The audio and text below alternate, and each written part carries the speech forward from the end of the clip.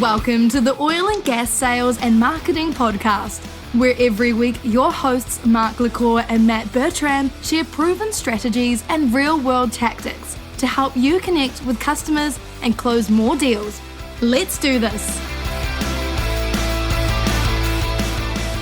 Manage your oil field operations from anywhere with Rigor, online, offline, whether it's scheduling and dispatching jobs, tracking employee hours, manage equipment rentals or inspections and maintenance. You can create, review, approve, and upload all types of field tickets and agreements securely from any device. Plus, you can generate invoices same day and run powerful operation management dashboards on your desktop or phone.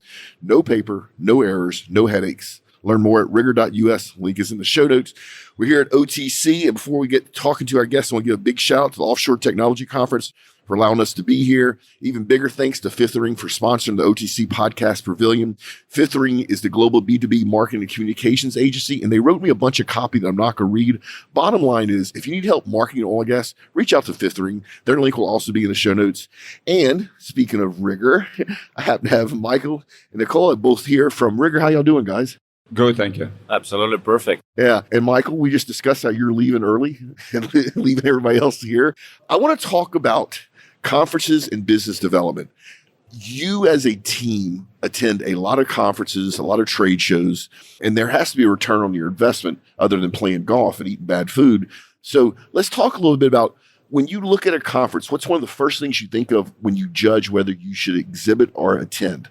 Well, I would like to say budget, but it never is. It is more where we're going and what are we about to see and what we're about to experience. And we are very deliberate when we're picking places because in most cases, it's the places where our existing clients and prospect clients are. So we want to make sure that we're getting a chance to reconnect with them while we are at the conference because it's the best venue then for them to show up and see the industry because some of them are not overly active on the marketing side of the things, and we want to invite them and share the experiences, and it's a great opportunity for PR and marketing, generally speaking.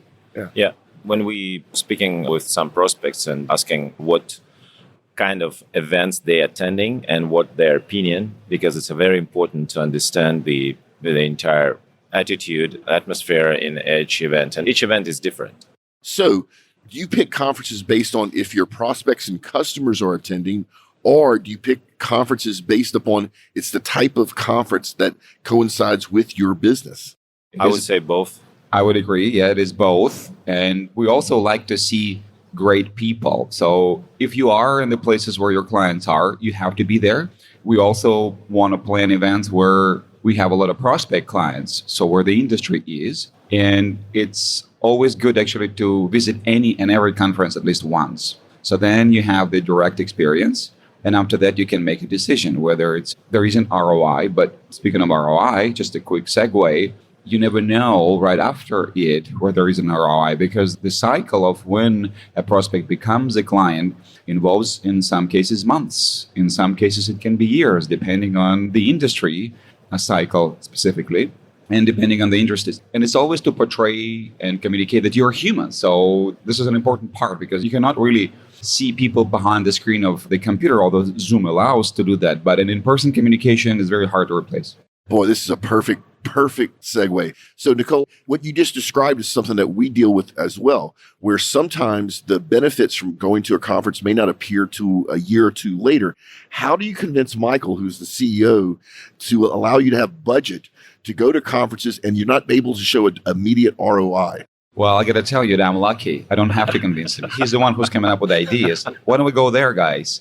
And I think that's a major thing. And it's a message actually to CEOs and COOs that you got to open up sort of your view about the world and do not necessarily hide behind the desks and the computers, and listen to your marketing manager and marketing officers and chief marketing officers or anybody who's in your marketing communication department, because these guys quite often know because they follow the LinkedIn on a regular basis, they follow other social media platforms, so they know what's going on. So if they ask you, can we go there because there will be a benefit for all of us, be open-minded.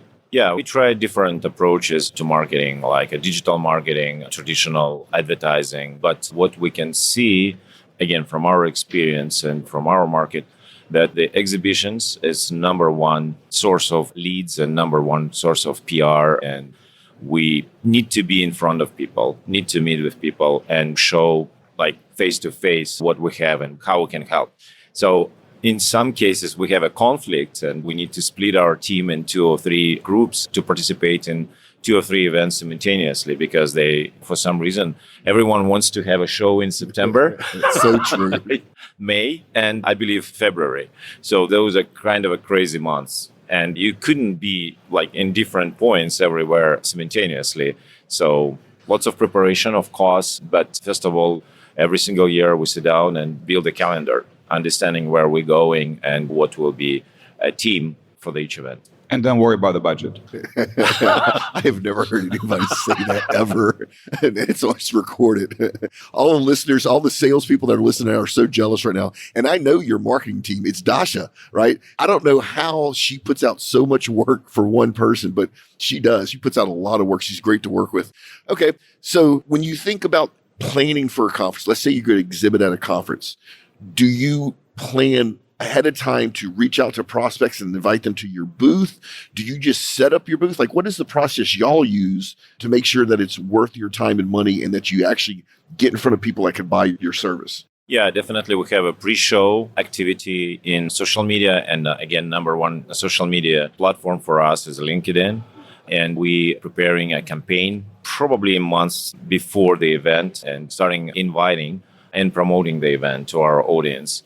And of course, this will require some preparation, some video or some specific messages. And we do this every single time we invite people to our booth and ask them to stop by and talk. Yeah, we make everyone aware as AAP as soon as we know that there's going to be an event. We know that everybody is busy. We try not to start inviting people too soon. So we try to balance it out depending on the scale of the event and number of potential people that can be there. But generally, yes. So it all starts with a plan and a budget. Yeah, and we invite our clients and we invite prospects because this is probably the easiest way how to meet with people in person. And actually, say, for example, yesterday we ran 2 demos with one person was from Trinidad and Tobago, another person was from Houston. Yeah. But again, it's just a great platform where you can sit down with lots of different people and talk. And especially remote people, right? So it's important for many to actually show up here. And the international event specifically interesting for us because we might have talked to somebody already online, but then we are at the event, they are at the event. It's the best opportunity for us to meet in person and build on the existing relationship more trust so that then we can then plan our next steps. And it's this venue, OTC, as well as other conferences that we're attending, provides this opportunity. Yeah. And for example, yesterday we shook hands with our client from Saudi Arabia. We had no chance to meet personally before. So they purchased, they installed Rigor, they started using it, and here we go. And we meet a lot of interesting people. Again, guys, how can you include in your ROI calculation the fact that you can meet with the trade commissioners, with some suppliers that you never get to talk to, and then here we are, we're all the same event. And the show is, provide you lots of different ideas how to develop business, what is a trend, who is showing up, what people showing up, what kind of technology developing. Because what we see here today, there are lots of robots and lots of digitalization and digital transformation happening in all different aspects. I'm talking about automation, equipment, industrial robots, and of course, software. All right. So, and I love this. It's a great conversation, actually, guys. So you've identified the conferences you're going to attend either by scouting them out ahead of time. Then you have a strategy to let prospects and existing clients know you're going to be there. Then you set up booth space. What happens when, let's say, prospects come to your booth? Do you try to sell them something? Do you try to educate them? Do you just try to get to know them? Like, what happens when a prospect walks up? Well, you should try it yourself, Mark. You should come by. So that's the best experience. You know what? I will. Please do. And it's an in-person communication. So somebody stops by, they may be shy or they may be outgoing. So it depends on the person that is on the other side. But we also stay curious and ask questions. Or what is it that they would like to learn about? Us being a software platform that provides a lot of different solutions. And you've done a great job listing all of them at the very beginning. I was very impressed. I have to give Dasha credit for that. She helped me write that. There you go. Absolutely perfect. Like probably the best description what we had. And based on what the person's core needs or pain points or whatever they're looking for, we can then structure our conversation. There is no point of having any demo until we know a little bit better each other. And then after that, we can focus on some specific aspects of that. So there is no sale going on because it is not about the sale as a result, or it usually is an outcome. I would rather call it a successful completion of interaction long term when everybody knows what to expect of each other and what is it that we do we can successfully explain. And the person who's looking for something also is able to explain and hear what we can help them with. Yeah. And again, we're not expecting any contract signing and an exhibition. We don't mind though, but it's okay. Yeah. Sometimes it happens. Sometimes we have kind of confirmation and the final decision happening here because we shake hands, and that happens a couple times. But usually we start follow-upping, and it's a process. And the best case scenario, it could be months, but usually it's kind of a years. So say, for example, we started working with Louisiana a year ago, I believe a couple of years ago. And only right now we starting getting clients there. So, need to present. People need to aware and understand what you're doing and how you're doing. And another important thing, you need to be consistent. You need to present at every event number of times, then people start trusting you. Yeah, Nikolai, you brought up something that was super valuable that I want to go back to. So a lot of salespeople want to hurry up and get to the demo. And I've coached them for years that the demo is the riskiest part because you get one shot with the demo. And if you don't know enough to make that demo personalized, you're going to blow it. I love the fact that you don't try to rush to a demo, that you try to understand what they're dealing with. We decided not doing demo at first time at all. Because to do the demo, we need to understand what they're looking for and what they need. Because show what you have. We have a lots of different things. What do you need? Tell us. And this is a completely different approach.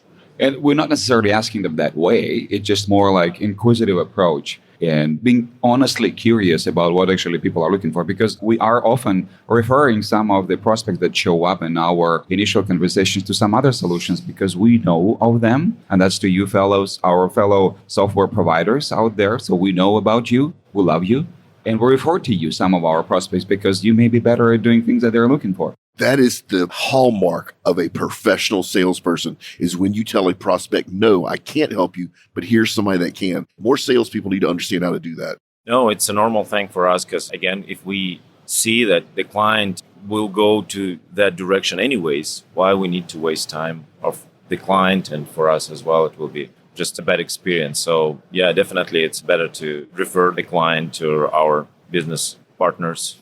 All right, I'm going to put you on the spot here, Nikolai. When you do a demo, do you have a slide with all the logos of your existing clients? And if you do, is it in the beginning of the demo or is it at the end? We have a slide with some logos, but we do not show it actually. Right now, I don't believe we're even showing it.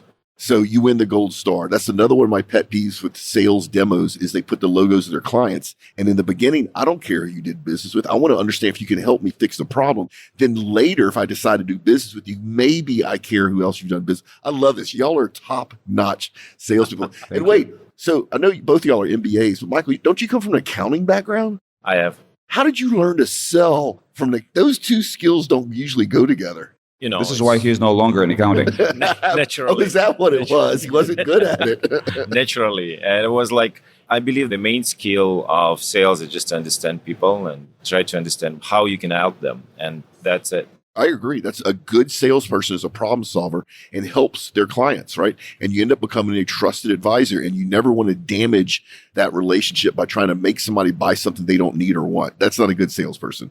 All right, so back to the conferences. So is there a process y'all use when you wind down? You've identified the conferences you're going to, you set up your booth, you've done social campaigns to let prospects and existing clients know you're there. You educate people at your booths, and maybe if it needs to go further, you do a demo, right? And every now and then you get a handshake deal. Now the conference is over. It's the last day of the conference. Is there something y'all do post-conference? No, I'd like to back to the event itself. So we go through the list of the attendees, like all the companies who probably will be interested in, and we meet with them. So we're not only sitting and waiting, aggressively waiting for when people coming to us, but we trying to be proactive and educate ourselves about what our potential prospect offering to their clients, what they presenting and how they looks like. So it's most important for us as well. So we see, okay, this is like a 25 companies who exhibiting at this event. We'd like to meet with them. That's awesome. So you build basically a target list. That's right. To make sure to go at least have an introduction and eventually develop those relationships further. That's genius. And both, if you don't know, most conferences publish who's exhibiting. And so when you get close toward the conference date, you can see who's there and you can put together a target list like Michael's talking about. Another trick which we use, and again, it's not a secret, we like to position our booth strategically and sometimes in front of our prospect. That's genius. That's so Well, I mean, just that. Here's the story. There's a real anecdotal evidence that people are learning from our presentation when it runs on the TV when we're at the booth. So we have quite often guys on the other side. They may not necessarily be our target audience, but they may be a supplier of sorts. And then it's very interesting then by the end of the day, 2 or 3, they come by and say, oh, I understand what you guys are doing because the presentation runs and is explanatory enough. And they then are able to understand completely what we do. And then they say, we might be able to use it.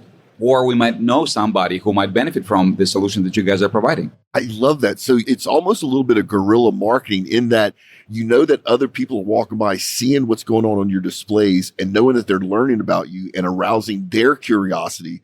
That's golden. Which means that you need to have a very well-prepared presentation. And you think about the people that may be just shy to ask or may not have enough time to ask, but still I wanted to kind of look at it from a distance and learn about what you do without even asking any questions. And we've been guilty. In one of on the conference, we just put not only video, but the sound as well. And people like on day 3 ask, okay, guys, can you turn it off?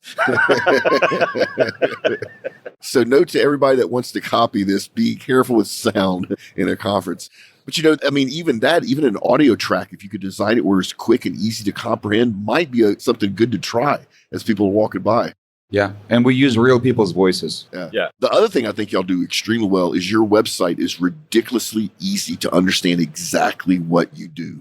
Like I'm not navigating through 37 pages. Your homepage explains what you do. It's very easy. I love the fact that people can come by your booth, listen, learn a little bit, and they hit your website. It just reinforces the learning. I wish more companies had a sales approach to their website, not so much a marketing approach where they make their website a catalog. Thank you. Yeah. Thank you, Mark. Yeah. We've been working on it for a while, and it does take time. Dasha should be here. Yeah.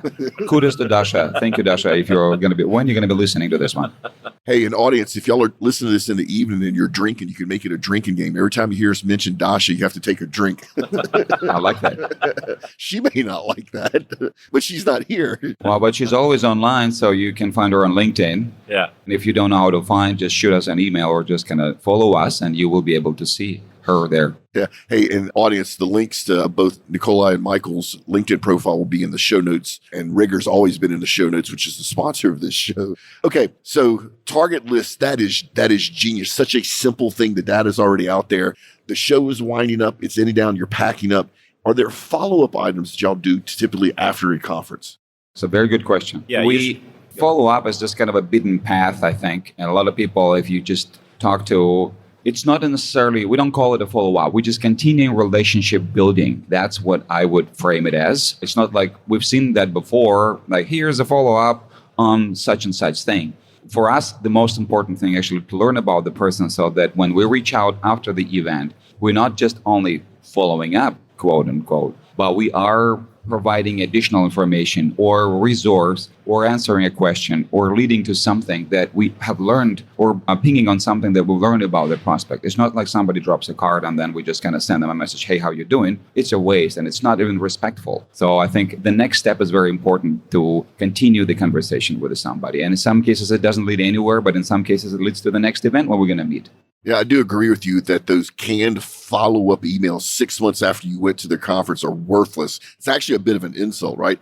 I do like the companies and the people that follow up immediately. And one of the things I like the best is when they reach out to me and connect on LinkedIn, because now we have a shared connection. And I know that both of y'all and your company uses LinkedIn exclusively. Actually, y'all are really good on LinkedIn. You can't take a picture with Michael and 5 minutes later, it's not on LinkedIn with a bunch of stuff tagged. Yeah, it's good. Yeah, so y'all are big believers and big user of the social tool LinkedIn. Oh, people are looking and people are following. And we quite often hear the comment when people stop by the booth, say, yeah, guys, we're following you on LinkedIn. And then they tell us more about what they've learned about us from that than we can tell them. So they're ready. So this can be treated as a pre-event or pre-relationship building step. So people are passively learning and passively following and then going to know more information about us. This is an easy research because it's right there. Yeah. All right. So we've talked about your conference and your trade show strategy, how y'all go about it, which I think it's as close to perfection as you could possibly get. Now I want to ask your opinions about something. So we're at OTC. This is the largest offshore technology conference in the world. The energy and the turnout seems to be really good this year compared to the last couple of years. But have y'all seen the difference between conferences before COVID and then after COVID? Because what I've seen is it seems like people are a little bit more willing and a little more wanting to connect in person after going through COVID and being in the whole world locked down for a year and a half. Are y'all seeing the same thing? Absolutely. Especially when the COVID, last year, for example, people were very missing that personal interaction. And they'd like to talk. They stop just to talk to someone. It's completely different out of our industry, out of our interest, but they want to talk. And people require that. People need that. And we see that before COVID, it was more formal. Right now, it's more friendly. And, it's just a natural expression of, how people feel and what humanity. Humanity, right? So because that's what we are. We're social beings. And it looks like this is just reinforced. This whole COVID thing helped us to reinforce who we are. No, I agree. As much as I hated going through it, in some ways, it made some nice differences. The other thing is the entire world figure out how to do a Zoom call properly, right?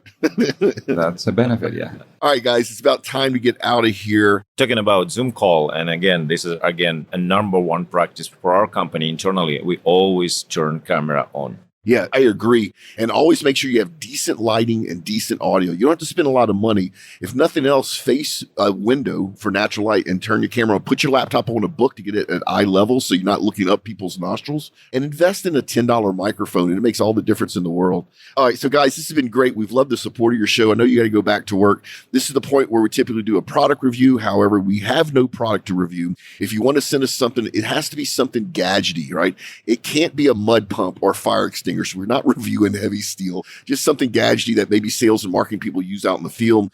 If you want to connect with myself and Matt, and if you're wondering where Matt is, he's back in OGGN corporate headquarters. We're doing a major announcement today. It's to be a first for the oil and gas industry. By the time you hear this, it will already be out. So I'm going to go ahead and tell you, OGGN is launching the first DE&I oil and gas podcast in the world. The press release will go out. By the time you hear this, the podcast will already be out there. We believe that diversity, equity, and inclusion is something that's super important. But we also believe that there's people and companies out there that misuse it, and we're going to try to correct all that. So once again, it's the world's first oil and gas D&I podcast. Matt's out running press releases and bringing reporters in. If you want to connect with myself or Matt, all of our connections for all our socials are on the show notes. Same way with the Rigger guys, Michael and Nikolai. Both of your LinkedIn links will be there as well. So just scroll up and left, and if you're on iOS or Android, you'll be able to connect on anything. Our sales and marketing insider groups coming this fall. Stay tuned for that. This will be a lot of fun. Now, guys, actually, this is really good, and I'm going to catch you off guard here. Typically, Matt and I do either a LinkedIn tip or a LinkedIn fail each week. Do you have a tip for somebody on how to properly use LinkedIn? I believe Michael have a few. Well, the tip is just do it consistently and use artificial intelligence to do the spell check. I love it. You're so right. What a perfect way to sign off. Guys, thanks for your time today. This has been great. Thank you. Yeah. So remember, make a difference and not a sale. Check us out next week for another enriching and cheeky episode of Oil and Gas Sales and Marketing Podcast, a production of the Oil and Gas Global Network. Learn more at OGGN.com.